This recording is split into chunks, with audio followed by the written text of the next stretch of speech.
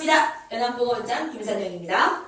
자, 오늘은 여러분들이 자료를 따로 준비하셔야 될 게 있어요. 자, 바로 짠! 자, 2019학년도 3월달 고등학교 1학년 모의고사입니다. 자, 모의고사 지문 중에서 경제 파트고요. 10페이지입니다. 10페이지부터 11페이지까지고, 자, 문제는 28번서부터 33번까지 걸려있는 문제입니다.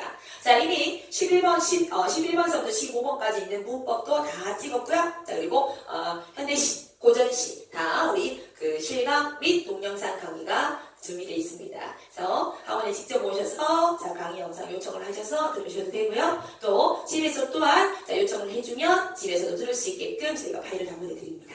자, 10페이지입니다. 자료 준비해 주세요.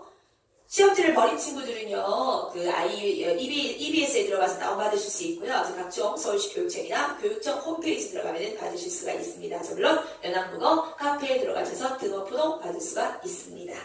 자, 시작하겠습니다. 총 9개의 문단으로 들어가 있습니다. 그래서 선생님이 우리가 평상시에 모의고사 공부를 많이 하죠. 이때 살짝 어느 정도 독서 공부하는 방법을 얘기한 적이 있을 거예요. 자, 경제랑 철학 같은 경우는 단순히 이제 지문 중에서 나오는 정의 파트가 굉장히 중요해서요. 그래서 주로 특히 경제 같은 경우에는 이 현상이 의미하는 게 무엇이고 이 이론이 의미하는 게 무엇인지에 대해서 반드시 이해를 하고 들어가시는 게 좋아요. 그래서 과학기술 지문이라고 또 다른 경향을 보인다는 겁니다. 자, 과학기술 지문은 어떻습니까? 자, 솔직히 뭐 개념이 조금 이해가 안 된다 할지라도 구조나 원리 정도가 해서 문제에서 왔다 갔다 하면 어느 정도 이해를 할 수가 있는데, 경제 같은 경우에는 예를 들자면 뭐 이자율과 뭐 그 물가와의 관계라든지 아니면은 한계 효용 이론이라든지 경상수지라든지 등등등 개념이 이해가 안 된다면은 자, 우리 재작년에 나왔던 오브슈팅도 그런 사례겠죠. 그래서 경제는 개념 파악이 굉장히 중요하다는 거예요. 자, 그래서 우리가 반드시 문단 안에 들어가 있는 핵심 어구에 대한 체킹이 들어가 줘야 됩니다. 그래서 형광펜 등을 이용해서 숙제를 하시면서도 문단 안에 들어가 있는 핵심 어구에 대해서 3개에서 5개 정도는 반드시 색칠을 해가면서 공부하는 것도 좋습니다. 자, 어떤 지문이길래 우리 고등학교 1학년 친구들을 이 혼란에 빠뜨렸을까요? 다 같이 9개 문단 중에서 첫 번째 문단 들어가 보겠습니다. 자, 1번 문단입니다. 심리학자인 카너먼은 인간이란 논리적 사고 과정을 통해서 합리적으로 문제를 해결하기보다는 직감에 의해서 문제를 해결하는 경향이 강하다고 주장을 했습니다. 자, 그리고 이후에는 예컨대라고 나와 있다는 거예요. 그래서 벌써 우리는 뒷부분에는 예시로구나. 그러면 예시는 우리를 쉽게 이해해주기 위해서, 이해시키기 위해서 써주는 것 뿐이고 앞부분에 중요한 단어가 들어가 있다는 것을 직감을 할 수가 있을 겁니다. 자, 카너먼이 말합니다. 그래서 논리적 사고 과정이 중요하냐 아니면은 직감이 중요하냐 해서 어쩌면 우리는 사실 합리적이라고 생각했을 수 있어요. 왜냐하면 인간은 이성을 가지고 있지 않습니까? 그렇지만 사실은 논리적보다는 직감에 의한 선택을 많이 하더라라고 얘기를 하는 겁니다. 자, 예를 들어서 볼게요. 영어 단어 중에서 R로 시작하는 단어와 R이 세 번째 있는 단어 중에서 어느 것이 더 많은가라는 질문에 자, 선생님도 그냥 언뜻 생각해봐도 R로 시작하는 단어가 더 많을 것 같습니다. 자, 실제로는 후자의 단어가 더 많지만 전자의 단어가 더 쉽게 떠오르기 때문에 대부분의 사람들은 R로 시작하는 단어가 더 많다고 대답을 하게 되더라. 즉, 합리적이고 논리적인 생각보다는 직감에 따른 문제 해결 선택하더라 이거죠. 자, 그는 이들 해당 사례를 자주 접하거나 쉽게 떠올릴 수가 있으며 발생 빈도수가 높다고 판단하는 자, 읽어주세요. 인간의 심리적 특성에 기인한다라고 봤습니다. 자, 결국 그래서 논리적 사고 과정보다는 직감을 중시하는 이유는 다 인간의 심리적 특성 때문이다 이겁니다. 인간의 심리적 특성 때문이다 라고 카너먼은 말합니다. 그는 실제 인간의 행동에 나타나는 다양한 양상을 연구를 해서 인간은 합리적 선택을 한다는 전통 경제학의 전제에 반기를 들고 반대를 하고 심리학적 연구 성과를 경제학에 접목시킨 새로운 이론을 제안합니다. 자, 마지막 줄 밑줄 그어주세요. 심리학적 연구 결과를 경제학에 접목시켰다라는 겁니다. 자, 1번 문단에서는 도입 단계입니다. 그래서 자, 카너먼이 이 이론을 말한 이유는 결국 논리적보다는 직감에 의한 선택을 어디에 하더라? 자, 이런 심리학을 지금까지 공부했던 것이 바로 심리학입니다. 자, 이런 심리학을 어디에 적용을 하더라? 그렇죠. 경제학에 적용을 하더라. 자, 심리학을 경제학에 적용하더라.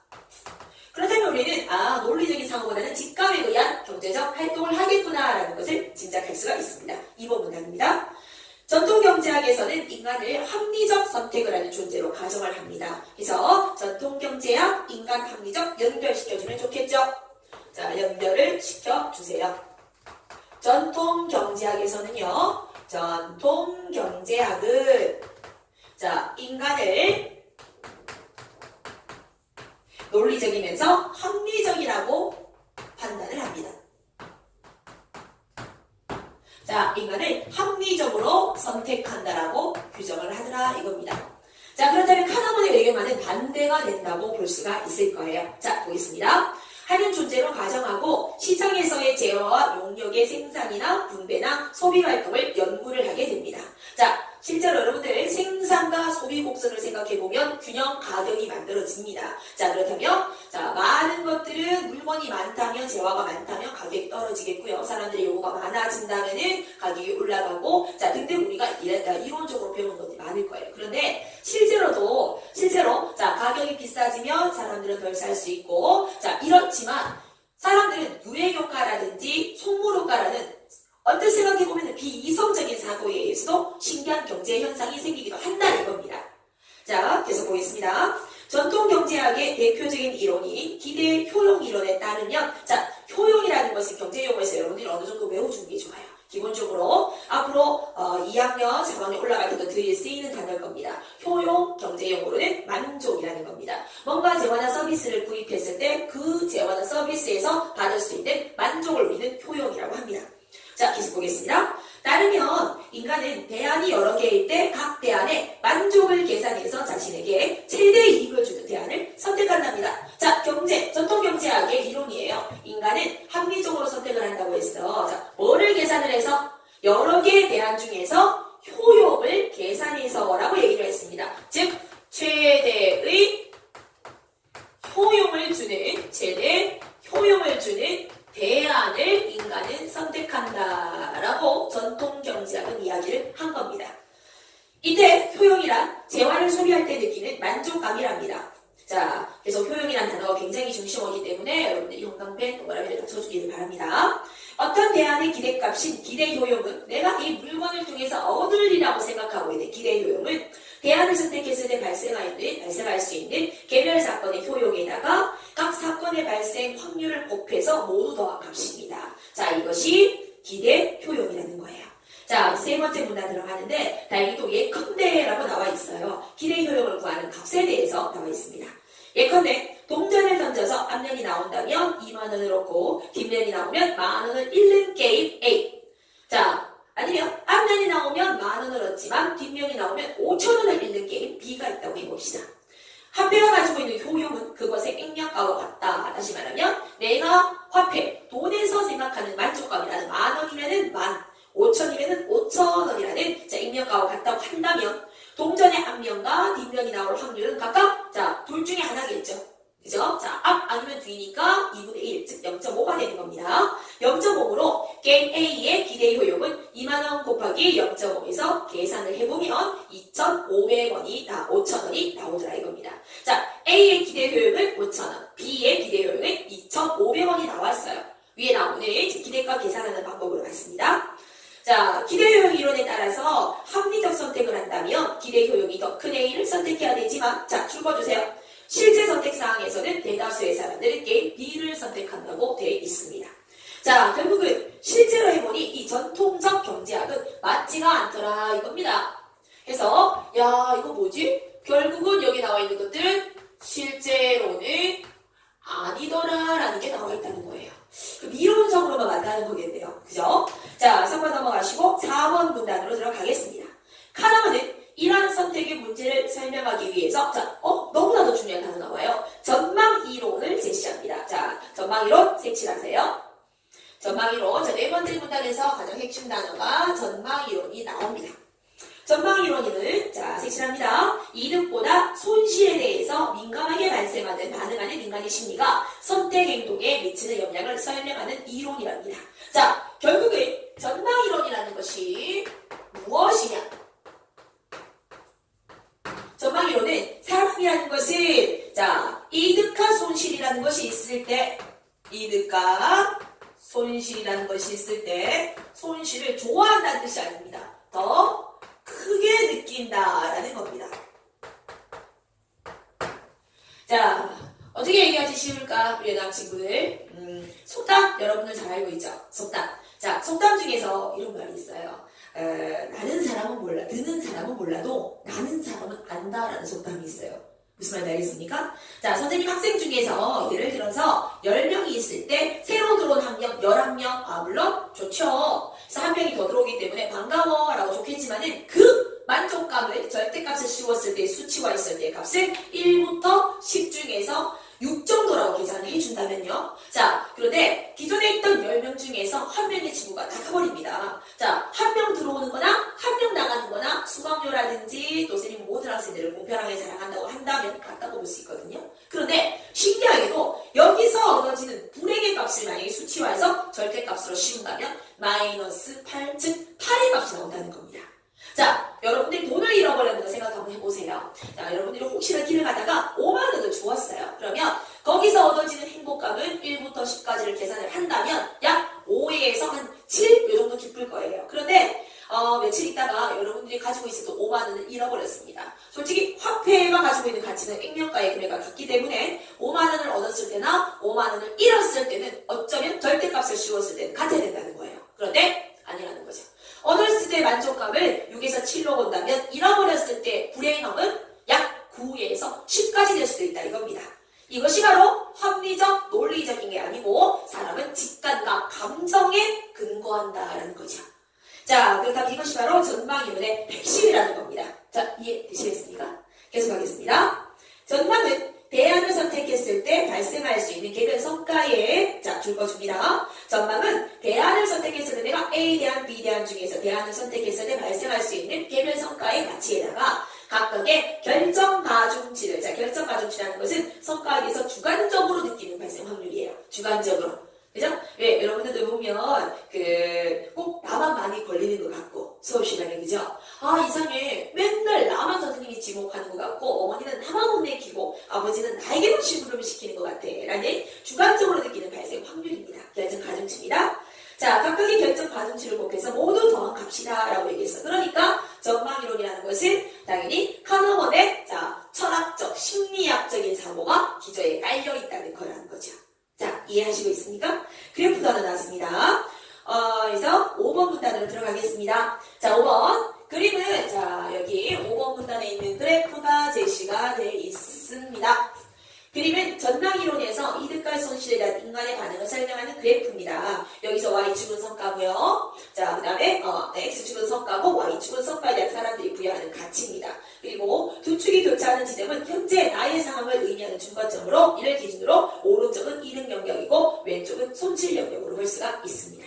이 그래프에서 이득 영역의 VA에 따른 값 V와 손실 영역의 V, 마이너스 A 값에 따른 V의 절대값을 비교한다면 후자의 값이 더 크다는 걸 알 수가 있다는 겁니다. 자, 선생님이 그래프를 잘 못 그려서, 좀 비싸게 그렸는데요. 같은 A예요. A이고 마이너스 A, 즉 5만원을 주었을 때와 5만원을 잃어버렸을 때의 값인데, 보세요.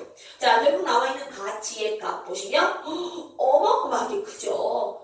즉, 잃어버렸을 때의 손실감에서 느끼는 감정이, 얻었을 때의, 어떤 이익감보다 훨씬 크다라는 것을, 전망이론의 그래프를 통해서 볼 수가 있습니다. 자, 그렇다면 이 그래프가 우리에게 보여주는 것은 이득과 손실 중에서 사람은 조금 더 손실에 반응한다라는 것을 보여주는 겁니다. 그래서 사람은, 이 그래프는 우리에게 무엇을 알려주는지 적어봅시다. 사람은 이익보다 손실에 더 크게 반응한다. 이 이론은요, 웬만한 모든 경제에 다 접목을 시킬 수 있습니다. 자, 우리가 나중에 유가 증권, 즉 주식에 대해서 할 때도 말입니다. 경제 용어 중에서 요즘 파생 상품이라든지 또 선물 옵션이라든지 사실 콜옵션이나 풀옵션이나 주식에 관한 지문이 굉장히 많이 나와요. 그래서 유가증권이 주식을 생각을 해본다면요, 주식도 적게 이득을 얻을 수 있지만 망할 가능성이 매우 적은 우량주들, 예를 들어서 삼성 땡땡 이런 거라든지 주식이라든지 좀 튼튼한 주식 같은 경우에는 큰 이득은 생각을 할 수가 없지만 적게 먹고 적게 잃을 수가 있다는 요것 때문에 사람들이 많이 선호를 한다는 거예요. 그렇지만 조금 위험한 주식이 있을 수 있죠. 자, 위험한 주식은 큰 이득을 요구할 수도 있어요. 자, 이 급락의 폭이 크기 때문에 그래서 큰 이득은 얻을 수 있지만 또 동시에 큰 손해를 볼 수도 있다는 겁니다. 그래서 사람들이 대부분 다 선호하는 것은 방금 나와 있던 요 안전한 것들. 자, 적게 이득을 얻을 수 있지만 망할 가능성도 적은 것들. 그래서 그 이유는 다 사람은 이익보다 손실에 더 예민하니까 전망이론으로 연결할 수가 있다는 겁니다. 자, 계속 보겠습니다. 6번 문단입니다. 6번, 5번 문단은 그래프로 정리하면 되겠고 6번, 이 그래프에 따라서 앞선 예를 든 게임 A와 자, 우리 동전 던지는 거 있었죠? 자, A와 B 중에서 사람들이 후자를 선택하는 이유를 분석을 한다면 2만 원을 얻었을 때 이득감은 즉 이익에서 값이 10,000원이었어요. 자, 얻었을 때 이득감보다 크지만 10,000원을 잃었을 때의 손실감이 5,000원을 잃었을 때의 손실감보다 더 크기 때문에 자, 그 다음 거리 줄 거세요. 더 큰 손실감을 피하고자 하는 심리가 반영된 결과로 해석할 수가 있다 이겁니다. 그래서 게임에서 반영된 전망 이론이에요. 그죠? 자, 게임에 반영된 전망 이론입니다. 자, 역시나 우리가 동전 던지는 게임에서조차 자, 우리 6번 문단을 봤죠? 6번 문단. 자, 우리 동전 던지는 동전 게임에서조차 뭐가 반영이 되어 있더라? 전망 이론이 알려있다 이겁니다. 전망 이론으로 이해를 할 수가 있다는 겁니다. 자, 이제 틀 효과에 대한 7번 문단 들어가겠습니다. 전망 이론에서는 이러한 심리가 실제 선택 행동에 영향을 미치는 현상을 틀 효과라고 설명을 합니다. 이에 따르면 사람들은 자, 틀 효과 동그라미 쳐줍니다. 틀 효과. 자, 이 틀 효과라는 것은 심리가 실제 행동에 미치는 영향 현상이라는 거예요. 자, 이에 따르면 사람들은 여러 대안 중 하나를 선택을 할 때 선택 상황이 자신에게 이득을 주는지 손실을 주는지에 따라서 전자를 긍정적 틀 혹은 후자를 부정적 틀로 인식을 한다는 겁니다. 자, 그래서 틀 효과라는 것은요. 자, 우리 7번 문단에서는 틀 효과에 대해서 나오고 있습니다. 틀 효과. 자, 이 틀 효과라는 것은 심리가 행동에 영향을 미치느냐 이겁니다. 심리가 행동에 영향을 미치느냐에 따라서 종류가 두 가지가 있다 이거예요. 긍정적 틀 효과와 자, 다음에 이번이 이익을 중점적으로 생각하는 이론이겠죠? 자, 그리고 부정적 틀 효과가 있습니다.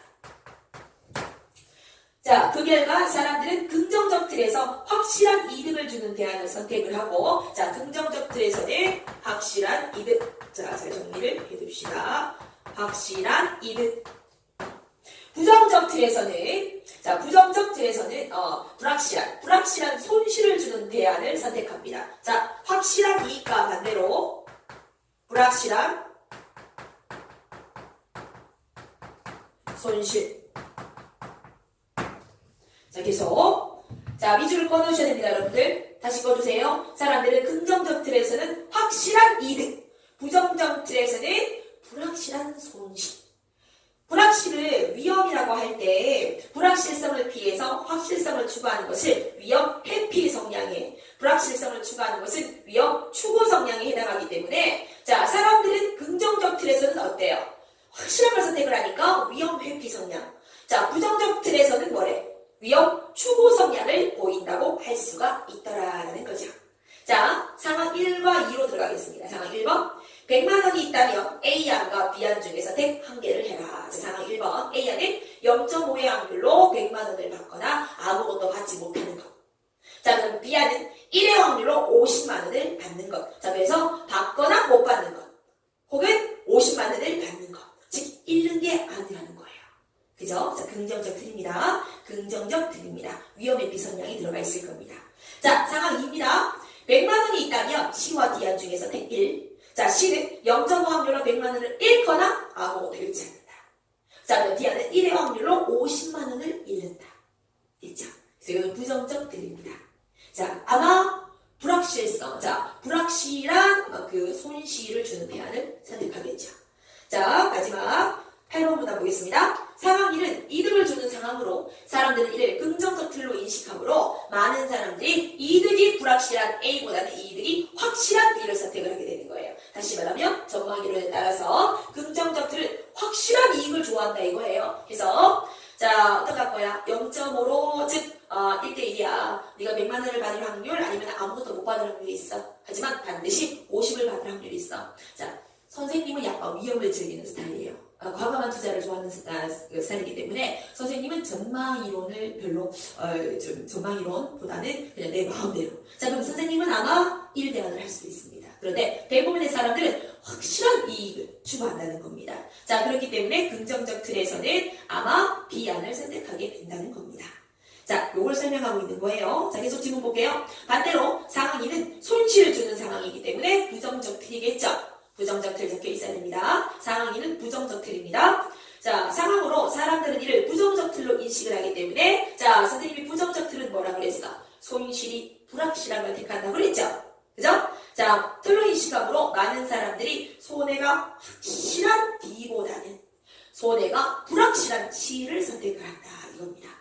자, 부정적 틀이 형성이 된다면 하나는 100만 원을 잃어, 하나는 아무것도 잃지 않아.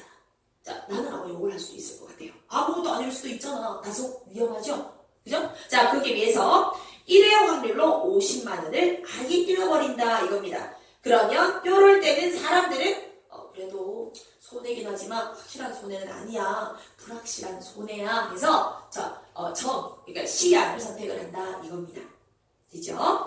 자, 요새 사람들은 긍정 틀에서의 선택과 심리적 성향과 부정 틀에서의 심리적 성향은 다르더라 이겁니다. 둘 다 확실한 거를 선택한다는 게 아니라는 거예요. 긍정 틀에서는 확실한 선택, 그 다음에 부정 틀에서는 불확실한 선택을 한다 이겁니다. 그걸 여러분들이 체크를 잘 하셔야 되는 거예요. 자, 긍정적 틀에서는 확실한 것, 불확정 틀에서는 불확실한 것. 물론 긍정은 이익, 부정은 손실이겠죠. 자, 마지막 문단입니다. 전통경제학은 인간이 합리적 선택을 한다는 전제로 이성적인 경제 상황을 설명했다며. 자, 마지막 총 마무리겠네요. 밑줄 그어주세요. 밑줄. 자, 전통경제학은 합리적 선택을 한다는 전제로 이상적인 경제 상황을 설명했지만 현실적이지는 않다고 생각을 합니다. 하지만 카너만은 이러한 전제를 비판하면서 자, 줄거줍니다. 실제 인간의 삶에서 나타나는 선택 행동의 특성을 심리학의 근거. 있죠? 자, 결국은 현실성이 더 높은 것은 전통 경제학보다는 카너먼의 이론에 따른 자, 경제 활동이다라는 것을 우리가 전체 정리를 보면은 알 수가 있을 겁니다. 자, 그래서 인간은 자, 심리적인 어떤 심리학의 근거로 자, 발달한 근거로 행동 경제학까지 연결이 되더라 해서 행동 경제학이라는 새로운 분야가 개척이 되었다라는 것이 나와 있습니다.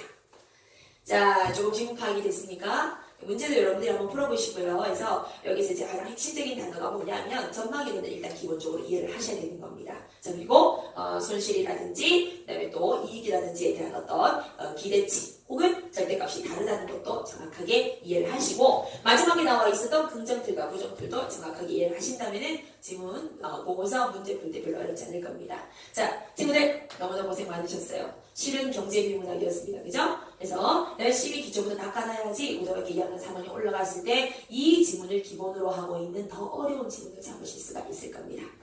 자, 너무나 고생 많으셨어요. 안녕. 선생님이 거예요.